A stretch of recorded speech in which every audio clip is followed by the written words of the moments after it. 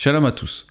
Alors dans cette étude, nous montrerons comment nous devons observer Pessah aujourd'hui. Doit-on être debout, prêt au départ pour quitter l'Égypte, ou alors devons-nous faire Pessah accoudés ou allongés à la façon rabbinique? Sommes-nous sous le sacerdoce des rabbins ou sommes-nous sous le sacerdoce de Melchisédek, c'est-à-dire le sacerdoce de Yeshua? Alors, dans la série des vidéos sur Pâques, nous avons vu que certaines parties des rituels de Pessah peuvent changer selon le sacerdoce qui détient l'onction active. Et d'autres parties des rituels de Pessah peuvent changer selon que nous sommes à l'intérieur ou à l'extérieur de la terre d'Israël. Vous devriez aller voir ces différentes vidéos si vous voulez bien comprendre celles que vous regardez actuellement. Si vous avez vu ces différentes vidéos, vous avez compris qu'il existe certaines ordonnances de Pessah qui ne changent jamais, quel que soit le sacerdoce qui détient l'onction active.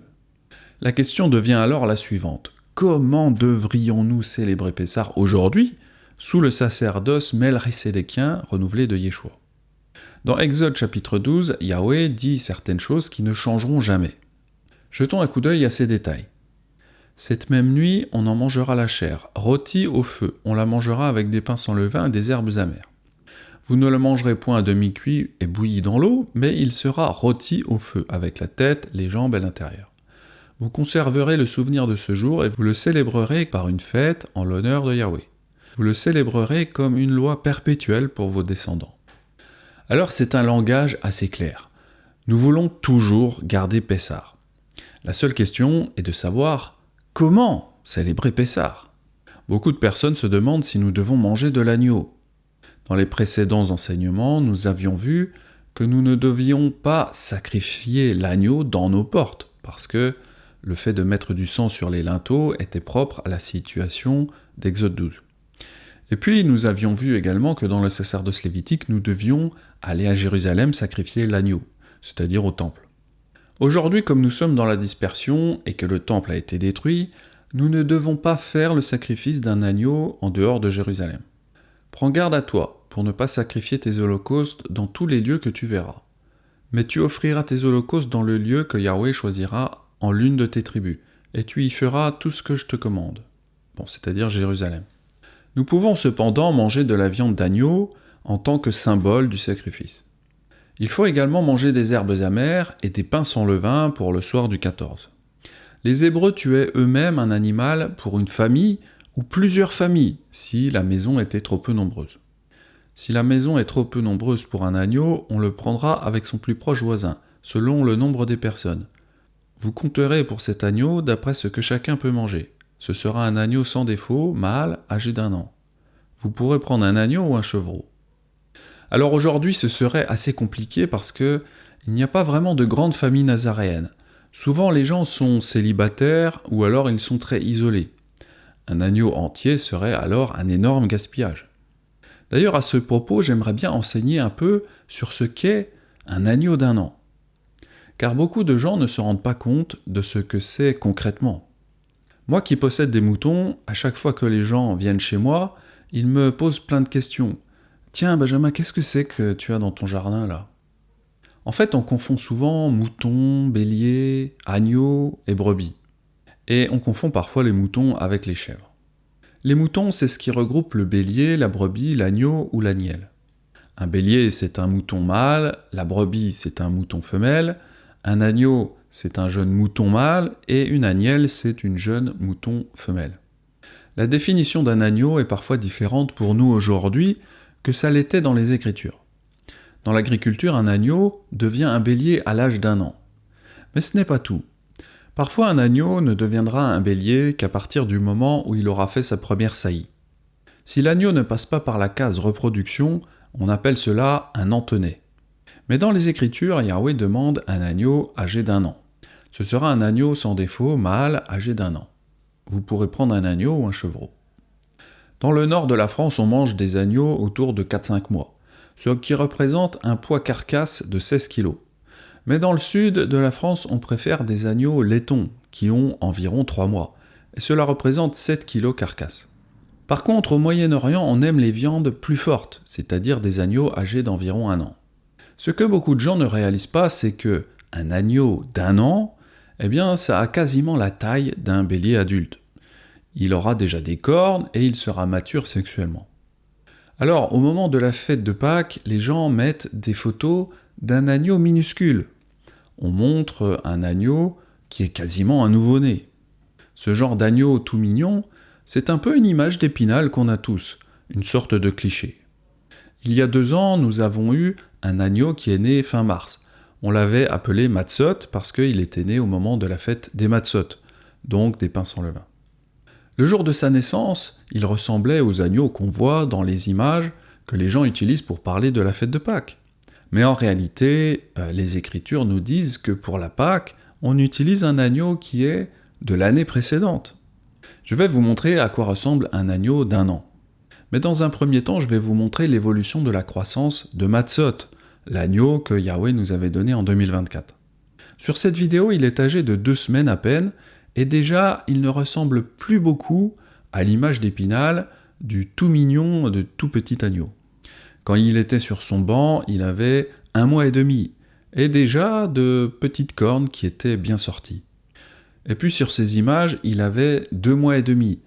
Comme vous pouvez le voir, il avait déjà de très belles cornes. Et puis à l'âge de 3 mois, on a décidé de le vendre, parce qu'il était sevré. Et à ce moment-là, il ressemblait à un mini bélier. Voici une image qui vous montre un agneau de 8 mois. C'est celui en blanc. Et en noir, ce sont des béliers âgés de 3 ans. Évidemment, les cornes de celui de 8 mois sont beaucoup plus petites, mais en termes de taille, on est loin du petit agneau tout chétif qui est né il y a quelques jours ou quelques semaines, qu'on nous présente tous sur les réseaux sociaux quand on parle de la fête de Pâques. Quand j'étais enfant, j'ai passé un peu de temps dans une famille de catholiques quand je vivais en Alsace. Et au moment de la Pâques chrétienne, eh bien, la femme de la maison avait fait un gâteau traditionnel en forme d'agneau pascal appelé lamelleux. Le lamelleux alsacien nous montre que cette image d'un minuscule agneau, eh bien, c'est une dérive assez proche de la fausse image qu'ont les catholiques du Messie. Les catholiques aiment beaucoup parler du petit Jésus dans une crèche. Je crois qu'ils préfèrent cette image d'un Jésus bébé que d'un Messie adulte. Et en même temps, c'est logique parce qu'ils attribuent une énorme importance à sa mère, la Sainte Vierge. Donc c'est normal qu'ils préfèrent avoir la conception d'un Jésus tout mignon, tout bébé, un petit. En réalité, Yeshua était déjà un homme lors de son sacrifice. C'était un homme pleinement formé et qui n'avait pas connu de femme. Il était à l'image d'un jeune agneau d'1 an qui n'a pas encore connu de brebis. On voit qu'à partir d'une fausse image de la Pâque chrétienne, eh bien, les croyants, ils ont créé toutes sortes de traditions et d'ajouts à la parole de Yahweh. D'ailleurs, les chrétiens qui mangent un gâteau levé en forme d'agneau ne réalisent pas que c'est justement ce que Yahweh ne veut pas qu'on fasse à Pessah, c'est-à-dire manger du pain levé. Pendant 7 jours, vous mangerez des pains sans levain. Dès le premier jour, il n'y aura plus de levain dans vos maisons, car toute personne qui mangera du pain levé, du premier jour au 7e jour, sera retranchée d'Israël. Alors il n'y a pas qu'en Alsace qu'on mange du pain levé à Pessah. On avait aussi vu qu'en Corse, eh bien, ils mangent le repas de la Pâque avec des pains levés et également un pain spécial appelé cacavelli, où l'on met un œuf entier. Dans la recette, il y a bien sûr du levain, et surtout, eh bien, certains y mettent du saindoux, donc de la graisse de porc. Enfin bref, pour en revenir à cette image d'Épinal du minuscule agneau nouveau-né, ce que je veux vous faire réaliser, c'est qu'il peut être dangereux d'avoir une fausse image de l'agneau pascal. Parce qu'un agneau d'1 an, eh bien, c'est vraiment une belle bête, et il faudra vraiment une grande famille pour en venir à bout. Par exemple, un agneau d'1 an, pour ma femme, mes 2 enfants et moi-même, on en mangerait 5%. Et encore, je suis gentil. Pour info, un agneau de 6 mois représente environ 20 kg de viande avec les os. Alors un agneau d'1 an, je n'ose imaginer le poids carcasse. Après, cela dépend aussi des races de moutons. Si toute ma famille était nazaréenne, mes parents, mes sœurs, si j'invitais tous mes cousins, mes oncles, mes tantes et tout ce monde-là, alors oui, un agneau pourrait peut-être être sacrifié pour la Pâque. Mais comme vous le savez, nous sommes très peu à avoir été appelés par Yahweh. Revenez, enfants rebelles, déclare Yahweh, car c'est moi qui suis votre maître. Je vous prendrai 1 d'une ville, 2 d'une famille, et je vous ramènerai à Sion. Il est assez rare qu'une famille tout entière se tourne vers la Torah de Yahweh et ne soit plus dans la rébellion. Donc il serait difficile de manger un agneau entier pour Pessah. Voilà, je voulais juste ouvrir une parenthèse sur ce que représente un agneau d'1 an, et montrer les faux a priori, les fausses images qu'on a tous en tête, à cause des traditions ajoutées aux Écritures. Alors même si nous ne pouvons pas sacrifier d'agneau, car il n'y a plus de temple, je crois que dans la situation actuelle du mouvement nazaréen, ce serait tout de même compliqué de le faire, vu comment les nazaréens sont rarissimes. Malgré tout, je pense qu'on peut tout de même manger un peu de viande d'agneau, de boucherie, pour être au plus proche de ce que Yahweh nous demande. Attention cependant d'être circoncis pour manger au repas de la Pâque.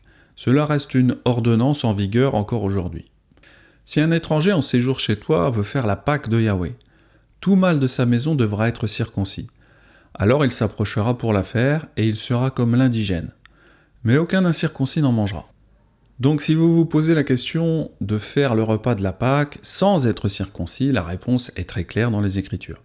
Aucun incirconcis n'en mangera. Je préfère le dire et le rappeler parce que c'est une question qui revient quasiment tous les ans à la même époque. Continuons dans l'Exode.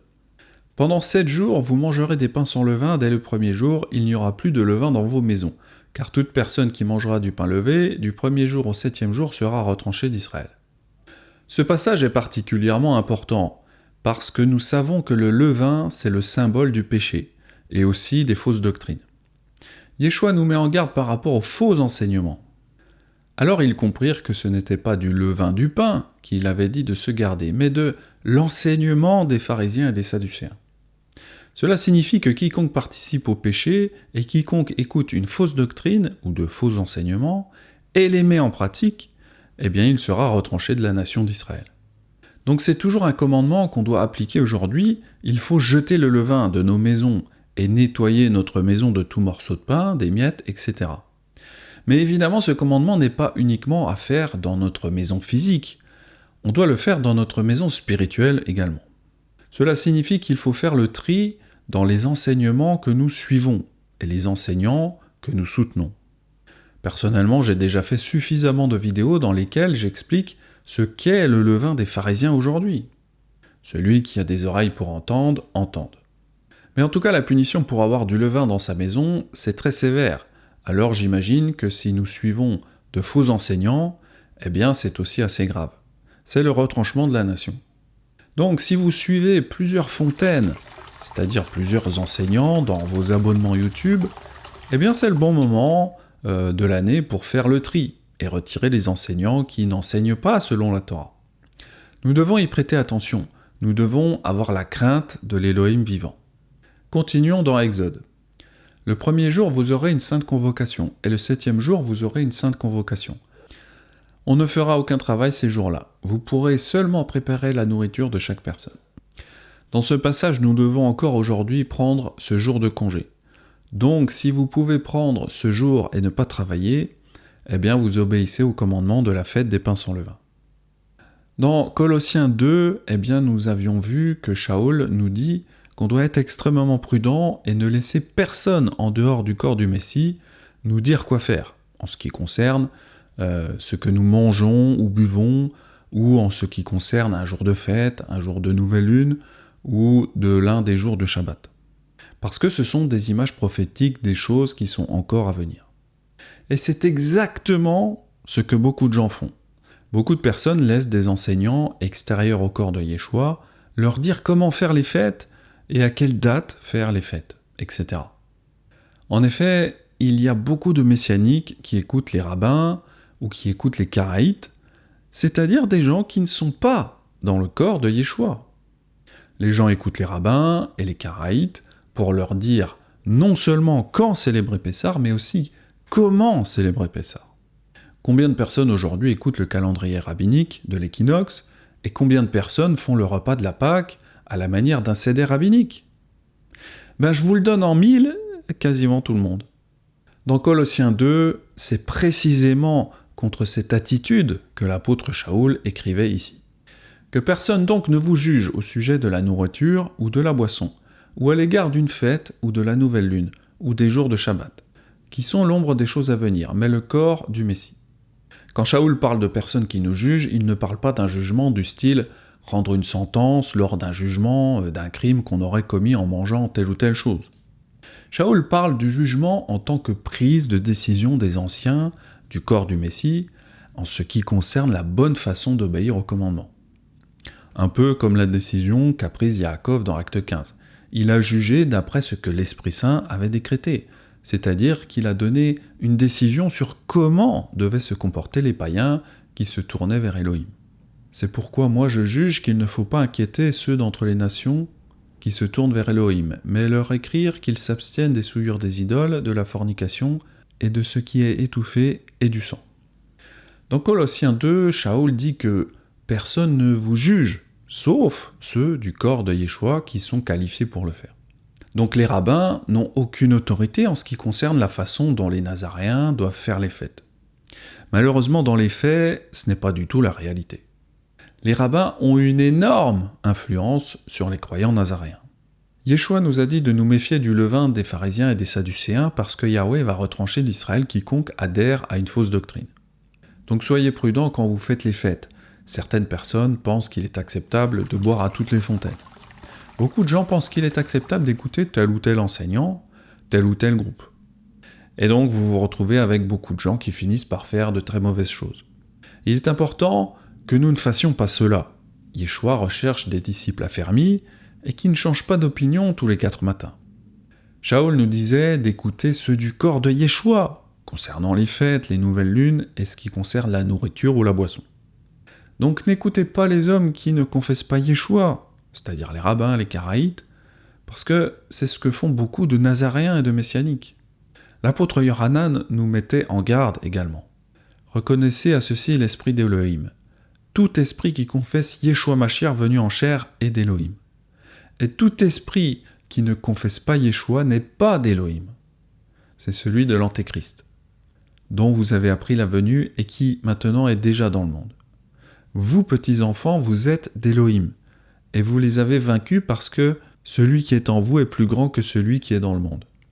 Eux, ils sont du monde, c'est pourquoi ils parlent d'après le monde et le monde les écoute. Nous sommes d'Élohim. Celui qui connaît Élohim nous écoute. Celui qui n'est pas d'Élohim ne nous écoute pas. C'est par là que nous connaissons l'esprit de la vérité et l'esprit de l'erreur. L'apôtre Yohanan nous met en garde que celui qui ne nous écoute pas n'est pas d'Élohim. Encore une fois, nous allons toujours garder Pessah. C'est seulement la façon dont nous célébrons Pessah qui va changer selon quel sacerdoce a l'onction active. Et puis, si nous sommes à l'intérieur de la terre d'Israël ou à l'extérieur, dans la dispersion. Certaines ordonnances de Pessah ne changent jamais. Le premier mois, le 14e jour du mois, au soir, vous mangerez des pains sans levain jusqu'au soir du 21e jour. Encore une fois, c'est quelque chose qui ne changera jamais, quelle que soit la prêtrise sous laquelle nous appartenons, et peu importe où nous vivons. Parlons maintenant de certains des détails qui changent et qui sont spécifiques aux différents rituels de Pessah sans prêtrise. Dans Shemot, chapitre 12, verset 3, nous voyons que Yahweh demanda aux chefs de chaque maison de prendre un agneau pour leur maison. Parlez à toute la communauté d'Israël pour dire « Le 10 de cette lunaison, qu'ils prennent chaque homme un agneau par maison de père, un agneau par maison. » C'est parce que Israël n'avait pas encore de prêtrise en Égypte à cette époque. Pour cette raison, les hommes des maisons, c'est-à-dire les patriarches, étaient responsables des offrandes pour leur propre maison, et aussi de mettre le sang sur les montants des portes, symbolique du sang de Yeshua. Ce sera un agneau sans défaut, mâle âgé d'1 an, symbolique de Yeshua. Vous pourrez prendre un agneau ou un chevreau. Vous le garderez jusqu'au 14e jour de ce mois, et toute l'assemblée d'Israël l'immolera entre les 2 soirs. On prendra de son sang et on en mettra sur les 2 poteaux et sur le linteau de la porte des maisons où on le mangera. Le 14e jour est une ordonnance qui ne changera jamais. L'application d'un peu de sang sur les 2 montants des portes et sur le linteau des maisons n'est cependant qu'une ombre. Aujourd'hui, bien sûr, nous appliquons le sang de Yeshua dans nos cœurs. Alors ils mangeront la chair cette nuit-là, rôtie au feu, avec des pains sans levain et avec des herbes amères, ils le mangeront. Ne le mangez pas cru ni bouilli du tout, avec de l'eau, mais rôti au feu avec sa tête, ses pattes et ses entrailles.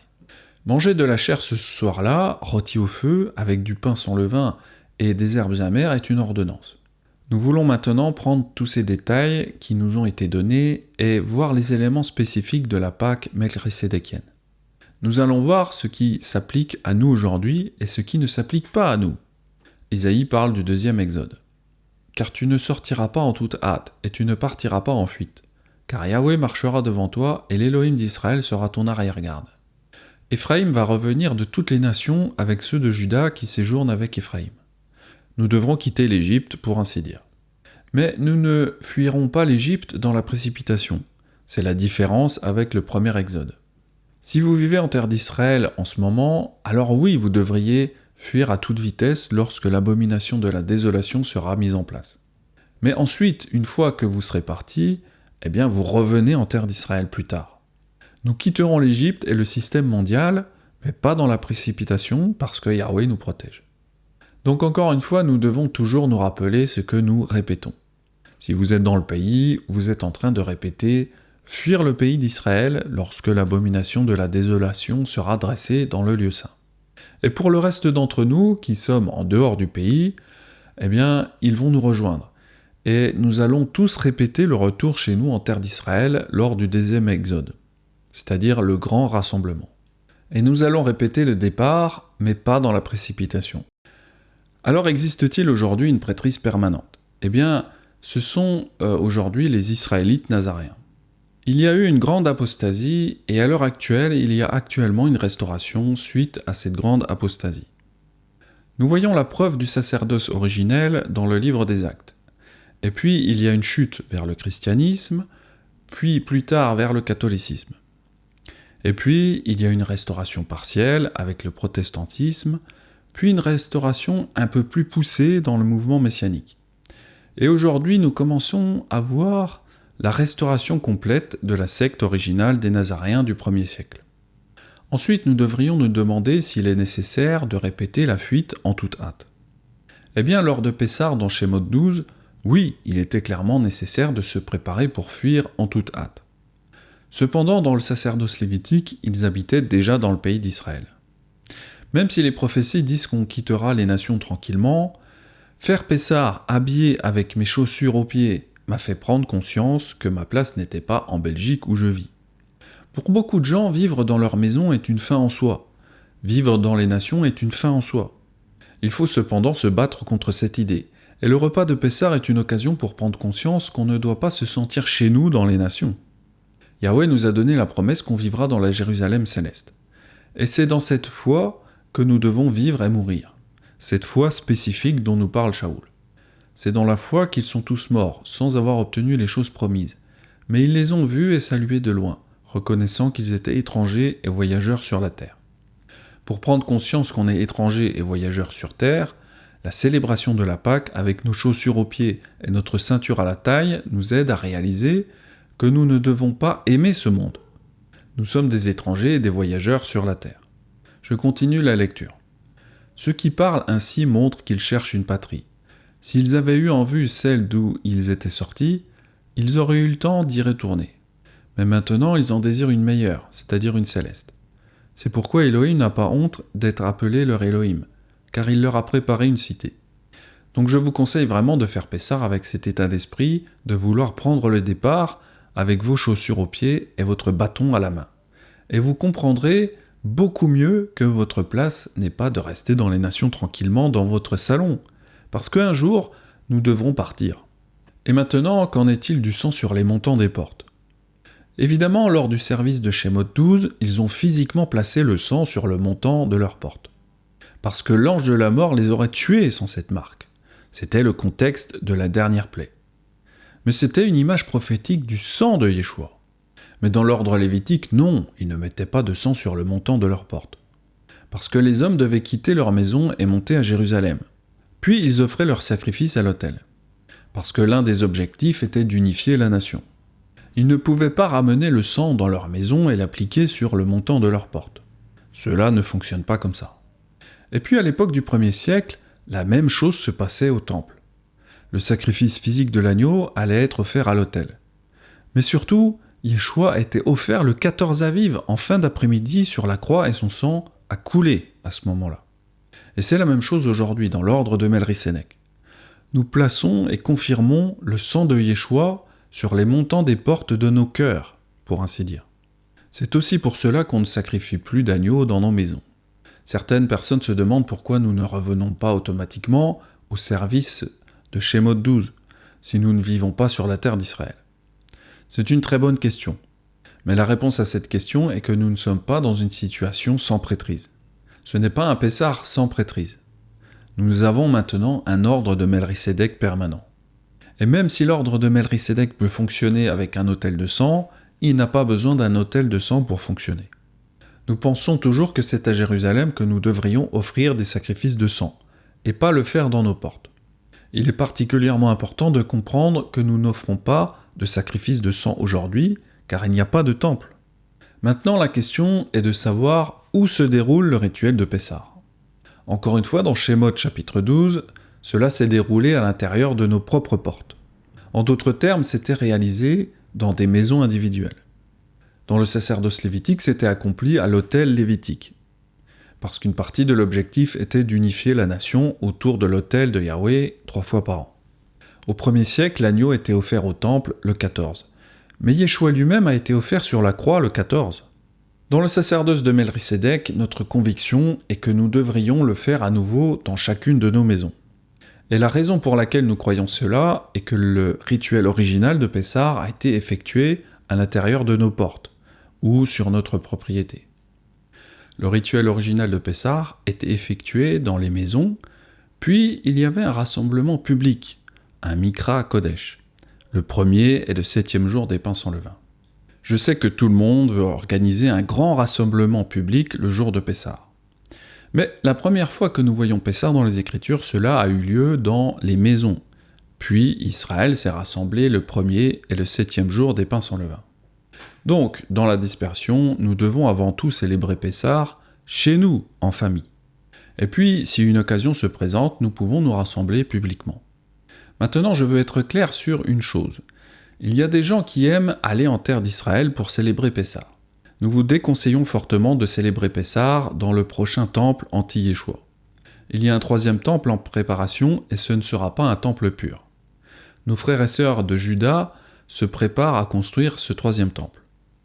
Nous voyons actuellement les dirigeants du monde conspirer dans ce but. Ce ne sera pas un temple pur, ce ne sera pas un sacerdoce pur, ce ne sera pas un autel pur. Il faudra attendre que le 4e temple soit construit, qui sera probablement le temple d'Ézéchiel. Et nous saurons qu'il s'agit du temple d'Ézéchiel car il sera construit selon les spécifications trouvées dans les chapitres 40 à 46 d'Ézéchiel. Beaucoup de gens voudraient savoir dans quelle attitude nous devrions manger Pessah aujourd'hui. Faut-il manger debout, allongé, assis, ou même accoudé? Les rabbins aujourd'hui nous conseillent d'être assis à 45 degrés sur le côté gauche. Pour accomplir la mitzvah de la Esseba, être accoudé, il faut être allongé ou penché sur le côté gauche. L'angle formé par la partie supérieure du corps et la ligne horizontale du siège doit être environ égal à 45 degrés. Les rabbins aujourd'hui nous conseillent d'être assis à 45 degrés sur le côté gauche. Ils nous montrent même des croquis pour le faire parfaitement.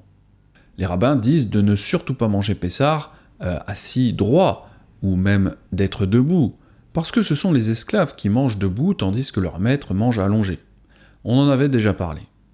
Les rabbins juifs font Pessah d'une façon tranquille, car ils n'ont pas accepté leur Messie Yeshua, et du coup, ils ne prêtent aucune attention aux prophéties de la fin des temps, de Mattityahu 24, et donc ils ne savent pas qu'il va falloir quitter la Judée dans la précipitation. Ils ne connaissent pas non plus le livre de l'Apocalypse, où est prophétisée notre sortie de Babylone, et donc de l'Égypte. Et c'est pour cette raison que leur façon de faire Pessah n'a pas été mise à jour, comme pour nous les Nazaréens. Les rabbins sont restés avec la méthode après l'Exode, donc il est préférable d'écouter ceux du corps de Yeshua que d'écouter les rabbins messianiques ou orthodoxes, ou même les Karaïtes, car les Nazaréens bénéficient d'une mise à jour importante de la part de Yeshua et des apôtres par des prophéties plus fraîches et d'actualité. Pour nous les Nazaréens, nous ne croyons pas qu'il faut être allongé ou accoudé. Nous pensons qu'il faut avoir la même attitude que dans Exode 12. Quand vous le mangerez, vous aurez vos reins sains, vos souliers aux pieds et votre bâton à la main, et vous le mangerez à la hâte. C'est la Pâque de Yahweh. Ce passage ne veut pas forcément dire qu'on doit être debout, c'est plus une question d'attitude. Cependant, la posture de notre corps va avoir un impact sur notre état d'esprit. Pour avoir déjà mangé la Pâque debout avec ma veste et mes chaussures aux pieds, j'ai vraiment ressenti ce qui se passe dans Exode 12. Vous savez, ça m'a rappelé quand je partais en vacances avec mes parents étant jeune. Nous nous mettions à l'arrière de la voiture et nous mangions le petit déjeuner après avoir démarré le voyage de nuit. Nous mangions quasiment debout avec nos chaussures aux pieds. Dans certaines situations également, les humains mangent leur repas debout ou appuyés à une table. Ils vont juste faire une sorte de buffet. Je crois que c'est un peu dans cet état d'esprit qu'on devrait faire Pessah. Alors évidemment, je ne vous demande pas de manger debout, car j'imagine que beaucoup d'entre vous ne peuvent pas rester longtemps debout, ceux qui ont mal au dos par exemple. Mais je veux parler plutôt de l'état d'esprit lorsque nous faisons ce repas. Certaines personnes pensent que la posture du corps n'a aucun impact sur notre état d'esprit. Certaines personnes séparent le corps de l'esprit. Mais en réalité, notre corps contient notre esprit. Les deux sont connectés et liés d'une certaine façon. Pour la prière, par exemple, il n'est pas obligatoire de prier à genoux ou de façon prosternée. Il n'y a aucun commandement dans la Bible qui nous ordonne de nous mettre à genoux pour prier. Mais quand nous observons Yeshua, il se mettait à genoux pour la prière. Puis il s'éloigna d'eux à la distance d'environ un jet de pierre, et s'étant mis à genoux, il pria. De même que les apôtres se mettaient à genoux également. Képha fit sortir tout le monde, se mit à genoux et pria. Pourquoi Yeshua et les apôtres se mettaient dans une position particulière pour la prière alors qu'il n'y a aucune ordonnance sur ce sujet dans la loi divine? C'est simplement parce que la posture du corps nous aide à avoir la bonne attitude devant Yahweh. Encore une fois, il n'y a pas d'obligation, mais c'est juste un conseil. Il en va de même pour notre attitude lorsqu'on mange le repas de la Pâque. La posture de notre corps peut nous aider à comprendre dans quel état d'esprit nous devons faire ce repas. Donc la posture de notre corps et la façon dont nous sommes habillés, cela nous aidera à mieux comprendre cette fête si importante pour nous. Alors pour conclure cette étude, que sommes-nous censés faire sous l'ordre de Melchisédek? Si nous sommes en terre d'Israël, alors oui, nous devons manger en toute hâte. Parce que nous allons fuir la terre d'Israël quand l'abomination de la désolation sera installée. Et puis, si on est dans la dispersion, alors oui, je crois qu'il faut quand même manger la Pâque dans une attitude de départ. Je vous conseille de manger comme si vous alliez partir. Nous essayons de répéter comment quitter le système mondial et rentrer chez nous en terre d'Israël. C'est ainsi que nous devrions célébrer la fête. Dans l'ordre lévitique, la tradition voulait qu'il soit déjà libre et qu'il n'ait à aller nulle part. Alors ils mangeaient assis ou allongés, parce qu'ils habitaient dans le pays et puis ils n'allaient nulle part. Donc si nous sommes dans la dispersion, on ne mange pas à la hâte, on mange relativement tranquillement, sereinement, mais dans l'état d'esprit qu'on va bientôt partir.